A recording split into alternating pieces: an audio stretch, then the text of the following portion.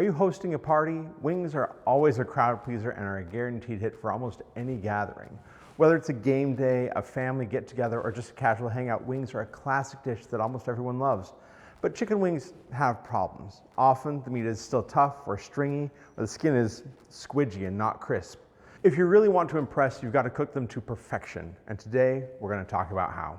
Wings are an interesting part of the chicken. They're basically white meat, technically, but they're really, really dark white meat. They have more of the characteristics of dark meat than they have of light meat. So that means we need to cook to at least 175 degrees or even higher to get really tender, lovely wings.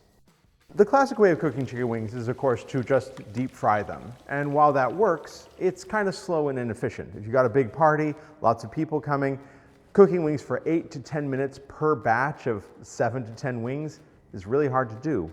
And even when you do that, by the time the meat cooks fully, the skin isn't always perfectly crisp. To increase the chances of getting crisp skin, we recommend dry brining your wings overnight. Use a 1% salt to chicken ratio and a 1.5% baking soda to chicken ratio. The baking soda helps the skin to brown and to crisp by raising its pH. As with steak, a two-stage approach to cooking chicken wings can yield better results. Pre-cooking them in a moist environment before frying them is a surefire way to get crispy, tender wings. This will render the collagen, it will cook the fat under the skin so that a quick bath in hot oil will crisp them very quickly. And that means you can serve them faster to your guests. One way to do this is to steam them. And I know that's counterintuitive, but it yields great results. Put the wings in a steamer basket and cook them until they reach at least 175 degrees Fahrenheit. Check that with your ThermoPen 1. Take them out and then crisp them in the fryer at 375 degrees Fahrenheit. The pre-cooked skin will become gelatinous, making the introduction to hot oil more effective. It'll be crispy, it'll be bubbly, it'll be like chicharron on your chicken wings. It's fantastic. Another moist heat method is to braise your wings. It's basically the same, but you're using liquid instead of steam.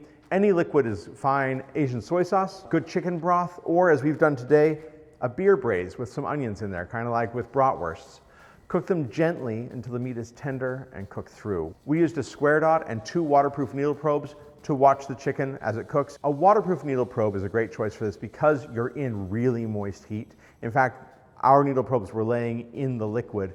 If you use a regular needle probe for this, you might ruin the probe. Once they come up to temp, you want to take them out of the liquid, let them cool for a while, and then crisp them in the oil at 375. If you don't like moist heat methods and it's just too strange for you, go dry heat. You can bake the wings, you can air fry them, you can put them in an oven with high heat with convection on, and they're going to be okay. But if you want something with more flavor, smoke them.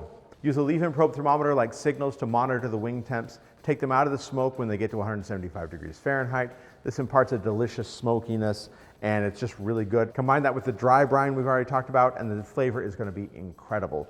Frying really is important in this method because when you smoke wings, they're inevitably going to have a tough, leathery skin. There's really kind of no way around that except for the fryer. Fry them, they'll come out the way you really want them. These are our steamed wings, and these ended up being the sleeper favorite. No one expected them to be as good as they are. They came out super crisp, and they cooked deliciously. They're super moist and tender, a real winner. These are smoked wings.